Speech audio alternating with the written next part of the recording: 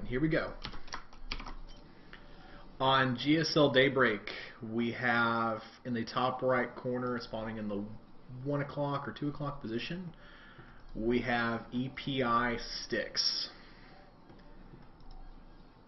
Spawning in the bottom left-hand corner as Zerg, wearing the orange trunks, we have ePiJakeBake. I think it's cool these guys decided to share their name, or share the clan tag. It's very, very difficult to get a name change. You get one, so it's like a commitment over here in StarCraft land. It's a little loud for my tastes. I hope it's balanced pretty well. And we need to do music. So this is a map from the GSL Korean tournament. This is not a map normally in the ladder. In your traditional spawn, you've got quite a bit of room in your base. It leads down into a natural that's pretty easy to defend with a little bit of SimCity and walling it off properly. And it leads down into harder bases to be able to defend. Also has a unique setup with minerals near the Zelnaga watchtowers for control. And it's a symmetrical map, so there isn't any... it's a 1v1 map, so JakeBake and Styx automatically know where their opponents are, and they're going to be doing some pretty standard play. Styx deciding to go with the Forge Fast Expand. JakeBake opening up with looks like to be a 15 or a 16 pool. So this is pretty standard. If Styx or if JakeBake was to hatch first, Styx likely would be able to utilize cannons and be able to do a lot of, and be able to prevent JakeBake from being able to fast expand. These two drones are trying to take out this probe. One interesting thing that, or one pro tip that Zergs should be doing is placing their Overlord over their natural expansion to make sure there aren't any pesky pylons hiding anywhere else. So that probe is going to get a little bit more scouting information. JakeBake taking off a couple probes to pull off. Back in Styx base, we see a Nexus go down, and a little bit of nope, nope, nope, nope, as the probe actually gets away, surprisingly. So since Styx isn't in any kind of danger, he's able to change his order a little bit. He's able to get his expansion up a little bit earlier, place his gateway down, and then put his cannon down, so he doesn't have to worry about any kind of major pressure coming soon. We don't have gas yet from our Protoss player, so he'll probably start getting that just as his gateway gets done. Expansion done. Actually has two expansions. JakeBake decided to take a extremely fast third. I wonder what Styx is going to do to respond to that, or if he's going to know about it. And Styx, like a well-played Protoss, knows exactly that base is going on, so he's got knowledge of the third. Styx coming back over here and putting down his cybernetics cannon, and two gases are just about done in the base. So, chrono boosting out a Zealot. Normally you'd chrono boost out a Zealot if you really want to apply some pressure early, or if you think you're about to die. Normally you wouldn't just chrono boost a Zealot just to finish your wall, so I hope Styx decides to utilize that early Zealot to either apply some pressure or just to make sure he doesn't die, because that cannon can take anywhere from 2 to almost 4 Zerglings depending on positioning. We still don't have any gas from JakeBake, and his third is about to be done. We don't see any kind of transfer or anything like that, but we still have slow Zerglings running around. Fast +1 from Styx coming, and he's chrono boosting out his Stalker as well, so it looks like he's chrono boosting out some units quickly in order to apply some pressure.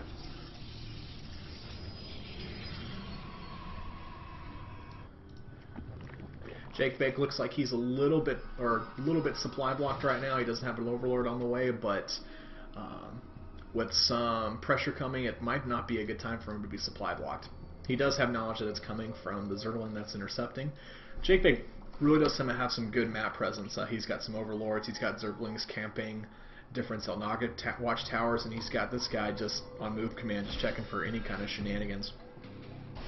We see an attack in the middle, and these very slow Zerglings are trying to get us around, so Stalker trying to kite back and see what he can do. The Zealots trying to get into position, trying to see what they can do. The Zerglings are going to have none of that, and they decide to back off. So +1 is about halfway done. Styx is throwing down a robotics facility. And JakeBake decides to get both gas. He's still on very low tech, but he's about to take a huge lead, especially if Styx can't do anything about this fast third.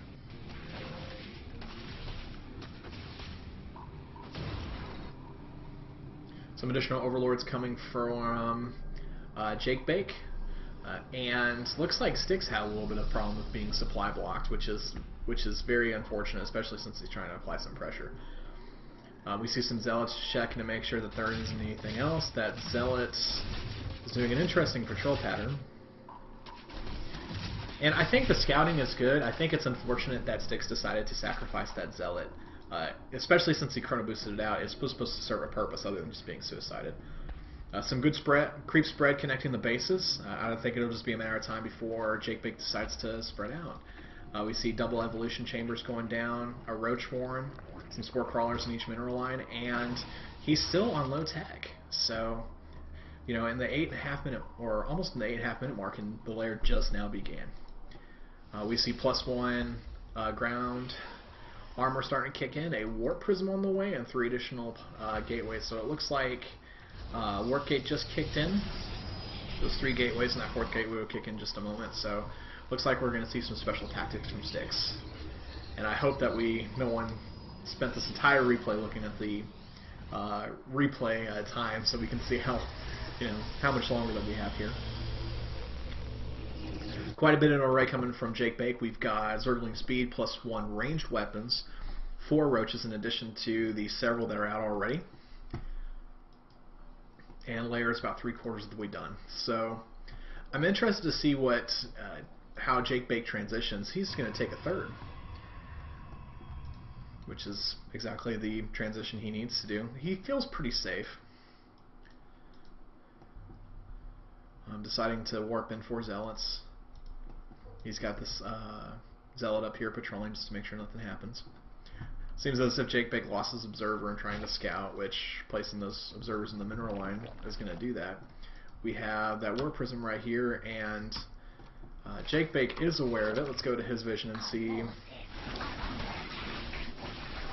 how he decides to respond to it. He knows what's going on right now. Bringing those roaches in, those roaches are going to do very well, especially with the 4 queens and the roaches that are there. So not a whole lot of damage being done. A couple drones may have been in the mix. Actually, no. Styx wasn't very successful at that harass. I think the purpose of that was for him to be able to take his third, walling that off, making sure nothing happens. We have an Immortal and a Twilight Citadel completing. We have some probes mannering to the third. We have a burrow about halfway done. Sorry for missing that. And lots of extra overseers running around. So Styx, as opposed to going for observer speed, deciding to get some overseers with his army just to make sure nothing fishy is going on.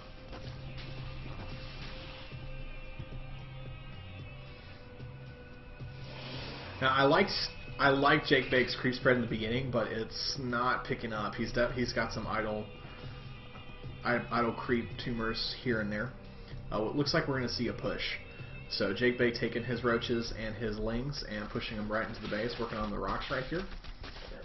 The destructible rocks will prevent any kind of major rushes in the beginning of the game, and very unique to this map. So looks like he's getting a full surround, but Styx looks like he's got wind of it, throwing down a force field, but only taking 1 Zergling with it. So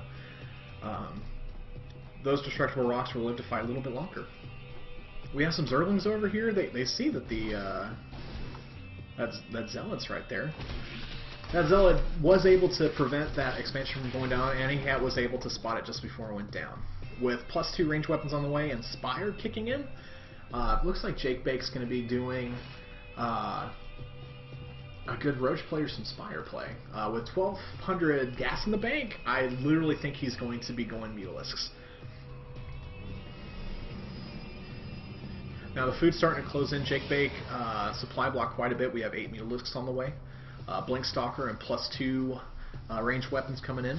And we got some cannons being warped in at different places to make sure that Styx can be able to defend that impending muta harass. Does he have knowledge that that's coming?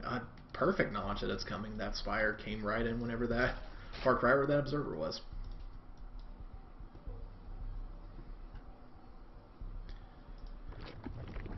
Now Styx is getting a Templar Archives. It's definitely the way to go if you see or if you smell Muta coming.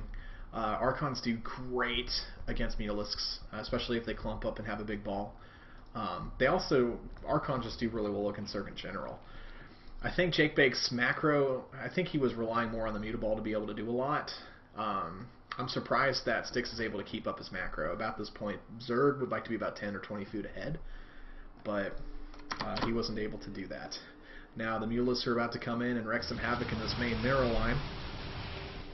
The Blink Stalkers are coming in trying to be able to do any kind of repelling of the attack. Deny some mining right here, and they're able to chase with the Blink, but not able to take any out.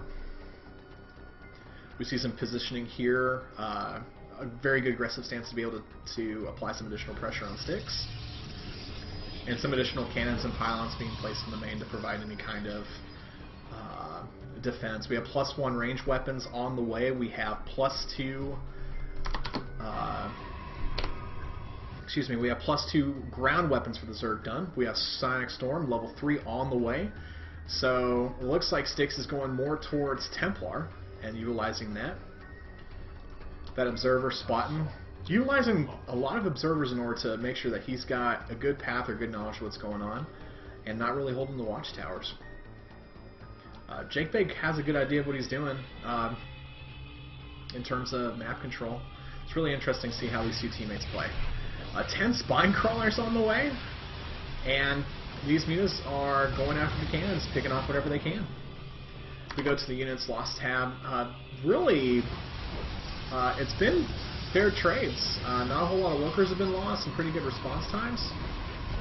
Looks like about to lose some cannons and lose some pylons right here, but still able to chase them away without taking too many losses. JakeBake trying to utilize some multitasking and going from here and there, but Styx won't have any of that.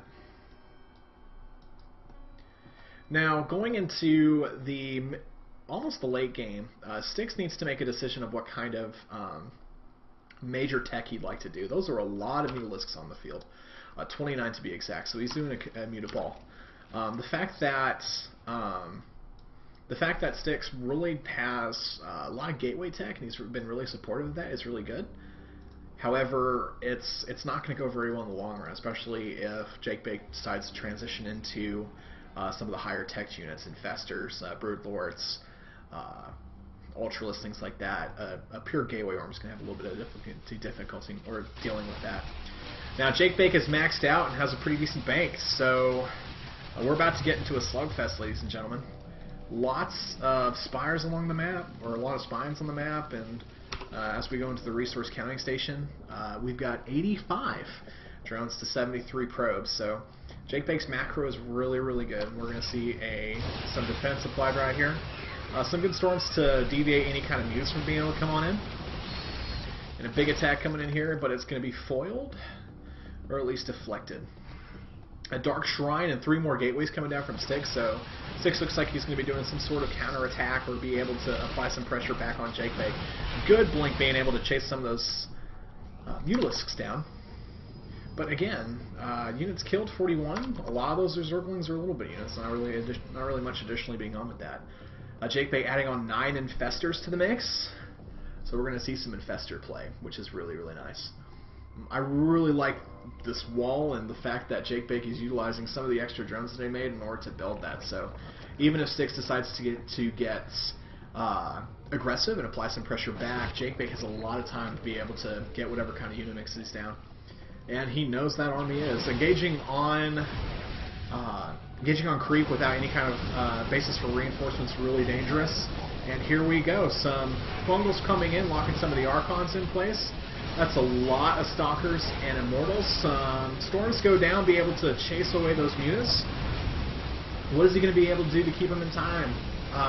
Styx is rolling in, taking out a lot of these extra static defenses without taking a whole lot of losses. But the thing is that Styx really can't provide too many reinforcements. So JakeBake doing a nice job of baiting out that storm, but it looks like he's stormed out. So that Stalker ball's pretty much all that's left, going out and take out the third. We have 33 roaches in production, and a lot of them are about to be reinforced to the third base as we wait for Dark Spire to get done. We see the Mutas coming in trying to take out some of the reinforcing Stalkers. The Mutalisks are only +1, but the Stalkers are well-rounded at 3-2. So even though those Mutas cleaned up, they were not going to be able to clean up this ball very well. We see some Dark Templar being warped in and rushing to the fourth. And it looks like ePiJakeBake's going to be able to deflect that pretty well. He's got a lot of knowledge of that's going on, a lot of spines there. Roaches are coming in. We got some burrowed infestors being able to throw some infested Terrans around and chasing that back. So in terms of units lost, ePiJakeBake lost his third base and lost quite a bit of army. Didn't lose too many workers though. So right now they're on equal amount of bases and pretty even on the food count. ePiJakeBake is at about 6 right now. So we see +3 missile attacks coming from the Zerg player, 3 more infestors coming to come the way. Some Zealots being able to be warped in, and lots of Templars right there. None of them, quite a few about ready to pull off a storm. And we got +3 and a 4th coming in from Styx. ePiJakeBake deciding to be aggressive and expand towards his opponent. We see some roaches trying to be ballsy. Now, one thing that Styx is really doing a great job is making sure that he keeps his upgrades up. You know, being almost 2-3, he did a really good job, and he's about to round out, being a good job staying on this. It's a lot of gateways, ladies and gentlemen. So, as we kind of come into a stabilizing point, Styx is deciding to expand at this 5th, which is really unique. There's only 6 mineral patches here, so ideally only about 2 rows of probes will be able to saturate that, and only 1 gas. But it's a rich Vespene geyser, so it kind of evens out, or it's really important if Styx wants to be able to utilize that for a gas technician, or for a gas transition. Styx decided to throw down 2 Stargates, which is definitely the best reaction because we got some Broodlords on the way. Let's see if we can find them. And there's 1 right there. Oh, there's 2 right there. So 2 Broodlords at the far left Solnaga Watchtower. He doesn't know that's coming coming quite away, but he's got pretty good knowledge that that's on the way. Sending an observer out to be able to do that. We see a Warp Prism almost complete and 4 Dark Templar, so we look like we're going to see some Dark Templar harass in addition to some of the other play that's going on. And we see some Dark Templar that know exactly what's going on here. The observer's staying with that. One good fungal taking out both of those Dark Templar, being able to lock that down. So both of our players are theoretically maxed, and the Broodlords start deciding to throw down some damage. We see a fleet beacon coming from Styx, so it looks like we're going to likely see some mothership, but with 2 carriers or with 2 Stargates, I wouldn't put carriers past anybody. +2 ground carapace for our Zerg players, some spores and some more Zerglings, so we have a attack going on right here. See a Warp Prism coming over here. It was intercepted by ePiJakeBake. Hopefully he properly responds to it, and he's got lots of defense and lots of queens right here, so likely it'll be able to be fended off. Those 2 Broodlords are doing a good job of just taking out any kind of structure that they have, and it looks like Jake is moderately committing, taking out some of the structures that are warping in. Storm going down, taking out quite a bit, and both are really hesitant. Both really don't want to commit to something right now. +1 shield's about to be done for Styx, and ePiJakeBake just utilizing those 2 Broodlords to apply a lot of pressure. Taking a peek over here, the Warp Gates, or that Warp Prism's been forgotten about. Lots of storms going down, casting some feedbacks. Additional amount of storms. Those roaches are very much in the red, and oh, those feedbacks taking out a lot of those infested in an aggressive link form. However, he's utilizing to take out some of those ground units. He needs to be able to take out the Broodlords, and he took out 1. He might be able to take out the second one, and he focuses down and take out that second Broodlord. Now, with the mothership just starting and 40 roaches on the way, it's about to get hairy, ladies and gentlemen.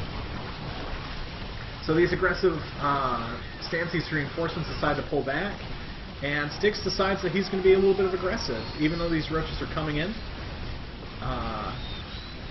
and getting annihilated by Styx force. Styx is in a supply lead. ePiJakeBake's not being able to be able to reinforce quite as much. A lot of his hatcheries don't have any additional larvae, and he's not injecting, so he's missing injects, which is rather unfortunate. Now, his bases are well saturated. From an income standpoint, they're still pretty good. We got 27 roaches back on the way, but Protoss is maxed with a mothership on the way. So Styx is very much in a dominating position, but I wouldn't count JakeBake quite out of this quite yet. We see a lot of roach play, or a lot of roach reinforcements, and Jake has taken a very defensive posture to his fourth base. And Styx is right in the middle, but again, there's not a whole lot of room for reinforcement. And the fact that there's a mothership 20 seconds away from being done, it's not going to be useful for part of the fight unless Styx decides to utilize it as a retreating mannerism. We see some scouting inside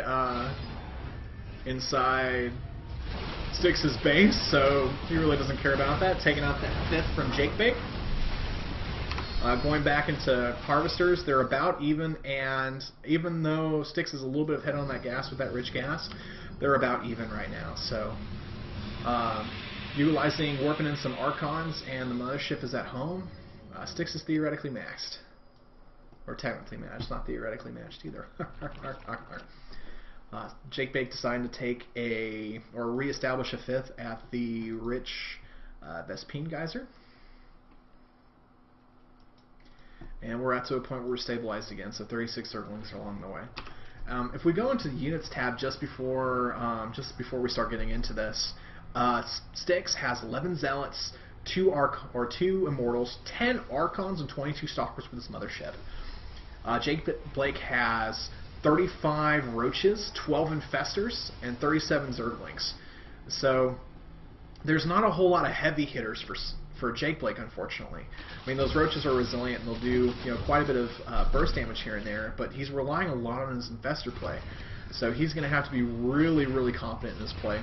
The Zergling run by in here trying to see what they can do, and decides to say it's not worth it.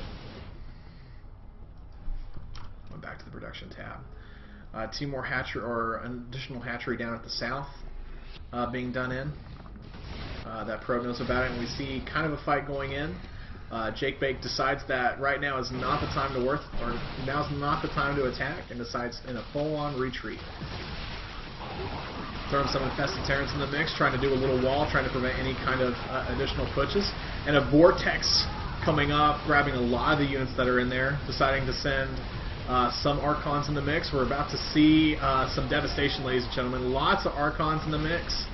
And even though JakeBake's maxed, a lot of his army is in here. Let's see what happens. Those Archons doing a lot of damage right there. However, 40 more Roaches back on the way. 9 Zealots being warped in. We have 2 probes up here, and JakeBake decides to retreat from the high gas expansion. And JakeBake is in a lot of trouble, ladies and gentlemen. A lot of those Archons, they're wrecking stuff with the 3/3/2 upgrades. We see some Roaches coming in, and that mothership is in the back doing a lot of damage and not being able to do much with it, but he's deciding to stay back and provide support to some of these units that have a little bit of cloak detection. The drones are being pulled off the fight. He's deciding to heal some of the Overseers to make sure they can apply a little bit more detection, but JakeBake's food is plummeting to 48 food, and JakeBake taps out with a GG. So, excellent play from Styx, being able to hold his ground for so long. In a macro game where JakeBake utilized his early expansion, he really wasn't able to capitalize on it. So, he only used 2 Broodlords, but he utilized a lot of Roach Infestor play, which is really solid. But when you're going up against a big army with Storm and Mothership and 10 Archons, you got to be able to get some additional heavy hitters in there. So, grats to Styx for taking off a game off of his opponent on GSL Daybreak. I'm going to let them know that I casted it, and I am going to let them know I casted it, and I'm going to give them a vote.